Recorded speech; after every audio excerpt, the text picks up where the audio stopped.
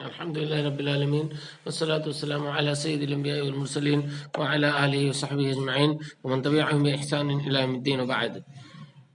قال الإمام البخاري رحمه الله باب کتابت العلم. ہم لوگ صحیح بخاری میں کتاب العلم سے باب کتابت العلم کی حدیثیں پڑھ رہے ہیں، اور اس میں ہم لوگ 2 حدیثیں پڑھ چکے ہیں. تیسری حدیث ہم کو پڑھنی ہے جو علمی باتوں کے لکھنے کی فضیلت پر دلالت کرتی ہے. دیکھیں قال حدثنا علي بن عبد الله قال حدثنا سفيان قال حدثنا عمرو قال أخبرني وهب بن منبه عن أخيه قال سمعت أبا هريرة رضي الله عنه يقول ما من أصحاب النبي صلى الله عليه وسلم أحد أكثر حديثا عنه مني. ابو ہریرہ رضی اللہ تعالی عنہ کہہ رہے ہیں کہ ما من اصحاب النبی صلی اللہ علیہ وسلم احد، نبی صلی اللہ علیہ وسلم کے صحابہ میں سے کوئی بھی شخص نہیں ہے اکثر حدیثا عنہ منی، جو نبی صلی اللہ علیہ وسلم سے زیادہ حدیث روایت کر سکے بنسبت میرے. کوئی بھی شخص صحابہ میں سے ایسا نہیں ہے جو نبی صلی اللہ علیہ وسلم سے حدیثیں میرے بنسبت زیادہ روایت کرے. الا ما کان من عبد اللہ بن عمرو، سوائے ان کے جو عبداللہ بن عمرو بن عاص رضی اللہ تعالی عنہ کے پاس ہے، جو عبداللہ بن عمرو بن عاص رضی اللہ تعالی عنہما کے پاس ہے، ان کو چھوڑ کر باقی اور کوئی شخص نہیں ہے جن کے پاس مجھ سے زیادہ حدیثیں ہوں. ان کے پاس کیوں زیادہ ہیں؟ فَإِنَّهُ كَانَ يَكْتُبُ أَلَا وَلَا أَكْتُبُ، کہہ رہے ہیں کہ عبداللہ بن عمر کے پاس اس وجہ سے زیادہ ہیں. فَإِنَّهُ كَانَ يَكْتُبُ، کیونکہ وہ لکھا کرتے تھے، وَلَا أَكْتُبُ، اور میں لکھا نہیں کرتا تھا، کیونکہ وہ لکھتے تھے اور میں لکھتا نہیں تھا. تابعہ معمر عن حمام عن ابی ہریرہ. اب دیکھیں یہاں پر بظاہر ایسا لگ رہا ہے کہ حدیثیں سب سے زیادہ روایت اگر کسی نے کی ہیں تو عبداللہ بن عمرو بن عاص رضی اللہ تعالی عنہما ہیں، جبکہ صورتحال یہ ہے کہ سب سے زیادہ حدیثیں روایت کرنے والے خود ابو ہریرہ رضی اللہ تعالی عنہ ہی ہیں. حضرت ابو ہریرہ رضی اللہ تعالی عنہ ہی ہیں جن سے سب سے زیادہ حدیثیں مروی ہیں. لیکن اس کے باوجود وہ کہہ رہے ہیں کہ اگر کوئی شخص مجھ سے زیادہ حدیثوں والا ہے تو حضرت عبداللہ بن عمرو بن عاص رضی اللہ تعالی عنہما ہے. مجھے بھی بتائی اس وجہ سے کہ میں صرف حفظ پر اعتماد کرتا تھا، اور عبداللہ بن عمرو بن عاص رضی اللہ تعالی عنہما سب کچھ لکھ لیا کرتے تھے. تو یہاں پر ایک چیز قابل وضاحت یہ ہے کہ حدیثیں اگرچہ عبداللہ بن عمرو بن عاص رضی اللہ تعالی عنہما کے پاس زیادہ تھیں، لیکن ہم تک ان کی کمی حدیثیں پہنچی ہیں. زیادہ حدیثیں حضرت ابو ہریرہ رضی اللہ تعالی عنہ ہی کی پہنچی ہیں، یعنی زیادہ روایتیں اگر ہمارے پاس ہیں کسی بھی صحابی سے مروی تو حضرت ابو ہریرہ رضی اللہ تعالی عنہ ہیں. ٹھیک. دوسری چیز یہ کہ ابو ہریرہ رضی اللہ تعالی عنہ بھولتے کیوں تھے، جبکہ نبی صلی اللہ علیہ وسلم نے ان کے لیے دعا کی تھی کہ اب نہ بھولیں. کہہ رہے ہیں اس کے بعد میں کچھ نہیں بھولا. تو جب اللہ کے رسول صلی اللہ علیہ وسلم نے دعا کر دی، اس کے بعد کی کوئی چیز وہ نہیں بھولے، لیکن اس سے پہلے کی جو چیزیں تھیں وہ بھولتے رہتے تھے. خود انہوں نے شکایت کی اللہ کے رسول صلی اللہ علیہ وسلم سے اپنے حافظے کی کمی کی کہ اللہ کے رسول صلی اللہ علیہ وسلم، میں آپ سے بہت ساری چیزیں سنتا ہوں، اس کو ذہن میں بٹھانے یاد رکھنے کی کوشش کرتا ہوں، لیکن وہ چیزیں مجھے یاد نہیں رہ پاتی ہیں، تو آپ میرے لیے دعا کر دیجئے. تو آپ صلی اللہ علیہ وسلم نے ان کے لیے دعا کی. انہوں نے اپنے دامن کو پھیلایا، آپ نے اپنا لب اس میں ڈالا، آگے حدیث آ رہی ہے، اور اس کے بعد آپ صلی اللہ علیہ وسلم کی اس دعا کا اثر ہوا کہ اس کے بعد کوئی چیز نہیں بھولے.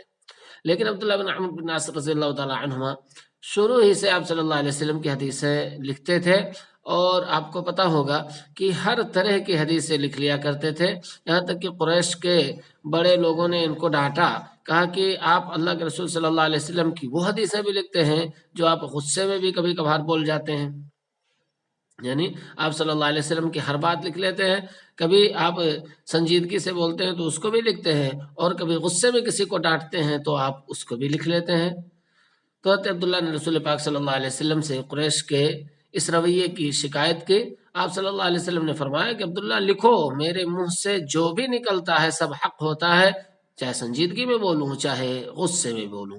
تو گویا کہ حضرت عبداللہ بن عمرو بن عاص رضی اللہ تعالی عنہما اللہ کے رسول صلی اللہ علیہ وسلم کی حدیثیں لکھتے تھے، اور اس لکھنے پر رشک سب سے زیادہ حدیث روایت کرنے والے صحابی حضرت ابو ہریرہ رضی اللہ تعالی عنہ کو بھی آتا تھا. ٹھیک. اب یہ کہ یہ حدیثیں جو لکھتے تھے وہ کتاب کہاں پہ ہے؟ آپ لوگ یہ جانتے ہیں کہ اگر حدیث کی کوئی مدون کتاب پوچھی جائے کہ حدیث کی مدون کتاب سب سے پہلے کون سی لکھی گئی، تو ہم کہتے ہیں موطا امام مالک رحمۃ اللہ علیہ کی موطا ہے حدیث کی سب سے پہلی مدون کتاب۔ لیکن غیر مدون شکل میں ان سے پہلے بھی بہت سارے لوگوں نے حدیثیں لکھی ہیں۔ موطا ابن ابی ذئب تھی، زہری کی کتابیں اور سارے لوگوں کی کتابیں ہیں جو امام مالک رحمۃ اللہ علیہ سے پہلے کی ہیں۔ اسی طرح سے صحابہ میں بھی اگر دیکھیں تو یہ حضرت عبداللہ بن عمرو بن عاص رضی اللہ تعالی عنہما ہیں جو آپ صلی اللہ علیہ وسلم کی حدیثیں لکھتے تھے۔ لیکن یہ فرق ہے کہ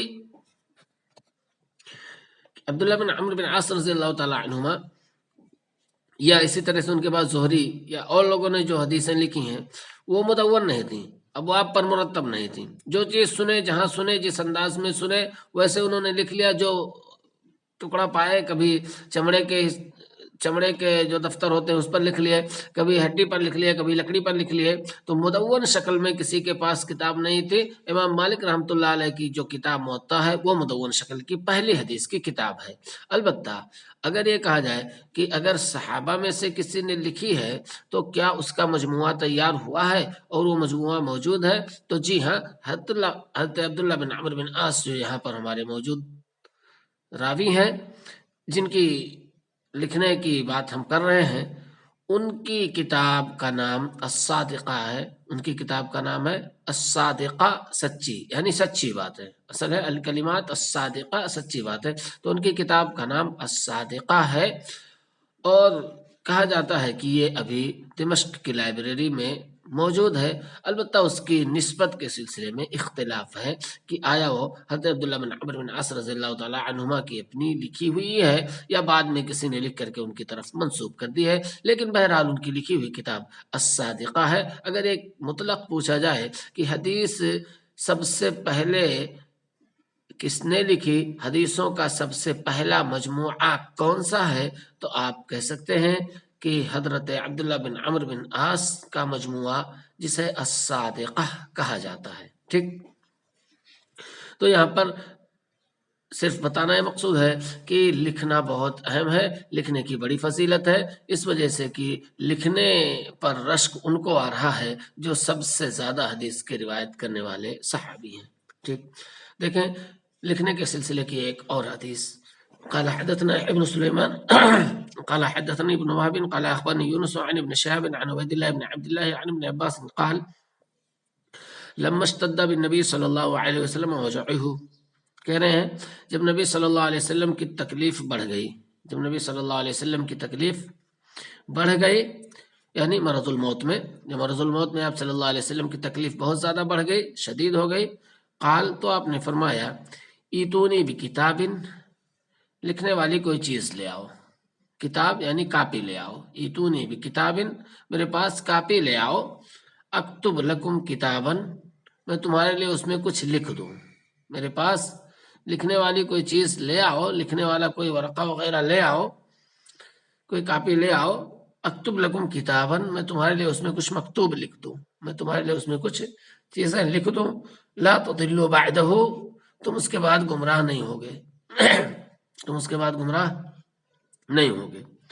قال عمر فاروق رضی اللہ تعالی عنہ نے جب یہ بات سنی اور رسول پاک صلی اللہ علیہ وسلم مرض کی تکلیف میں بے چین تھے، تو انہوں نے کہا ان نبی صلی اللہ علیہ وسلم غلبہ الوجع، نبی صلی اللہ علیہ وسلم پر تکلیف غالب ہے، نبی صلی اللہ علیہ وسلم کو تکلیف دبائے ہوئے ہے، کافی تکلیف میں آپ ہیں، اس لیے ابھی اس وقت نہ لایا جائے۔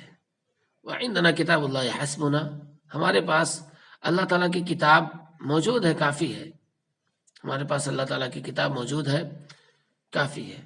ہوا یہ کہ آپ صلی اللہ علیہ وسلم تکلیف میں تھے اور آپ نے یہ بات کہی، مزید تکلیف میں آپ مبتلا رہے، تو صحابہ کرام میں سے کچھ نے یہ سوچا کہ فوراً لا کر کے آپ سے لکھا لیا جائے، جیسے کہ وصیت وغیرہ ہوتی ہے، اور کچھ نے کہا کہ تکلیف ذرا ہلکی ہو جائے تب لکھا لیں گے۔ تو اسی میں بحث ہونے لگی کہ کیوں نہ لکھایا جائے، ابھی لکھایا جائے، اس کو لکھانا چاہیے کیونکہ پتہ نہیں کہ اللہ کے رسول صلی اللہ علیہ وسلم لکھنا چاہ رہے ہیں۔ تو عمر رضی اللہ تعالیٰ عنہ نے کہا کہ اللہ کی کتاب تو ہمارے پاس موجود ہے ہی، اگر آپ صلی اللہ علیہ وسلم کو افاقہ ہوا تو ہم لکھا لیں گے۔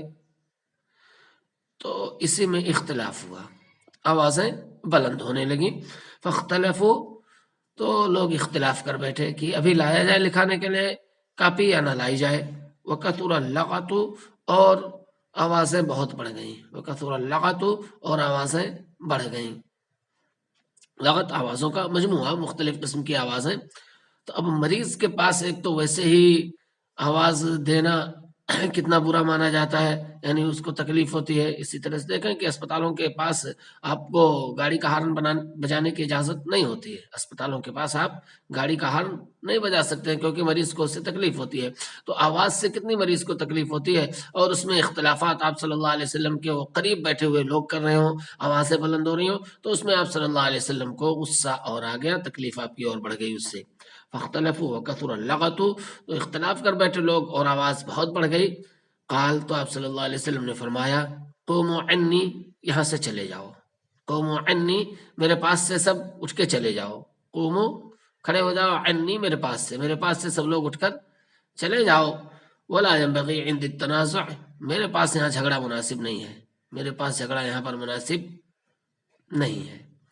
فخرج بن عباس یقول، تو ابن عباس رضی اللہ تعالی عنہما کہتے ہوئے نکلے، ان رضیت کل رضیتی، مصیبت ہی مصیبت ہے، یہ مصیبت ہی مصیبت ہے، ما حال بین رسول اللہ صلی اللہ علیہ وسلم و بین کتابہ، وہ چیز جو آپ صلی اللہ علیہ وسلم کے درمیان اور آپ کے لکھنے کے درمیان حائل ہو گئی، یعنی ہمارا یہ اختلاف ہے، کتنی بڑی مصیبت ہے کہ یہ حائل ہو گئی چیز۔ بس اختلاف اس پر تھا کہ ابھی لکھایا جائے یا افاقہ ہونے کے بعد لکھایا جائے، اور آپ صلی اللہ علیہ وسلم نے سب کو وہاں سے جانے ہی کے لیے کہہ دیا کہ نکل جاؤ سب ہمارے پاس سے۔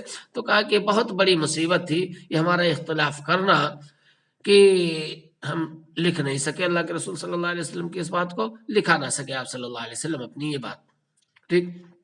تو یہاں پر افسوس کیا جا رہا ہے کہ لکھایا نہیں جا سکا۔ دوسری چیز یہ کہ آپ صلی اللہ علیہ وسلم نے آخری وقت میں کچھ نہ کچھ لکھنے کی بات کہی، اس سے لکھنے کی اہمیت کا پتہ چلتا ہے۔ تیسری چیز یہ کہ ابن عباس رضی اللہ تعالی عنہما کو افسوس کس چیز پر تھا، اس میں مختلف اقوال ہیں، جس میں سے ظاہر جو یہاں پہ ہو رہا ہے وہ یہ کہ اختلاف پر افسوس تھا، کہ یہ اختلاف جو ہو گیا، الفاظ یہی ہیں کہ جو ہمارے اور آپ صلی اللہ علیہ وسلم کے لکھنے، ہماری لکھنے اور رسول پاک صلی اللہ علیہ وسلم کے درمیان چیز حائل ہو گئی، اور یہ حائل ہونے والی چیز ہے اختلاف کرنا تھا۔ تو ظاہر ہے کہ اختلاف پہ ہر ایک کو افسوس ہوگا، آپسی اختلافات افسوس کا سبب ہوتے ہی ہیں، ٹھیک۔ تو گویا کہ اس اختلاف پر ان کو افسوس تھا۔ دوسری چیز یہ کہ وہ کون سی چیز تھی کہ آپ صلی اللہ علیہ وسلم لکھانا چاہ رہے تھے، آپ صلی اللہ علیہ وسلم لکھانا چاہ رہے تھے، اور اس کے بارے میں آپ نے کہا تھا کہ اگر یہ چیز میں آپ کو لکھ کر کے دے دوں تو پھر آپ گمراہ نہیں ہوں گے، آپ گمراہ نہیں ہوں گے۔ تو اس سلسلے میں بھی کئی اقوال ہیں، جن میں سے سب سے قوی قول یہ ہے کہ آپ صلی اللہ علیہ وسلم لکھا تو نہیں سکے، لیکن اس کے بعد آپ نے جو نصیحت کی غالباً وہی نصیحت نہیں ہوگی جو آپ لکھانا چاہتے تھے، کیونکہ مریض جب لکھا نہیں سکتا ہے کوئی چیز تو منہ سے بول دیتا ہے۔ تو آپ صلی اللہ علیہ وسلم نے آخری بات کیا بولی تھی، سب جانتے ہیں کہ آپ صلی اللہ علیہ وسلم نے نماز کی اہمیت اور غلاموں کے ساتھ حسن سلوک کی نصیحت کی تھی، نماز قائم رکھنے، نماز کی محافظت کرنے اور غلاموں کے ساتھ حسن سلوک کرنے کی نصیحت کی تھی۔ اور ظاہر ہے کہ اگر کوئی شخص اللہ رب العالمین کے حقوق ادا کرنا چاہتا ہے تو سب سے اہم چیز نماز ہے، سب سے اہم چیز نماز ہے۔ جو نماز میں پکا ہو گیا تو اللہ رب العالمین کے دیگر حقوق میں وہ پکا رہے گا۔ اسی طرح سے جو بندوں کے حقوق ادا کرنا چاہے گا تو سماج کا سب سے نچلا طبقہ غلاموں کا طبقہ ہوتا ہے، جن کو انسانی حقوق ہی حاصل نہیں ہوتے تھے۔ ان کے ساتھ اگر حسن سلوک کیا، ان کے ساتھ احسان کیا، تو ایسی صورت میں وہ عام لوگوں کے حقوق ادا کرنے والا بھی عمومی طور پر ہوگا۔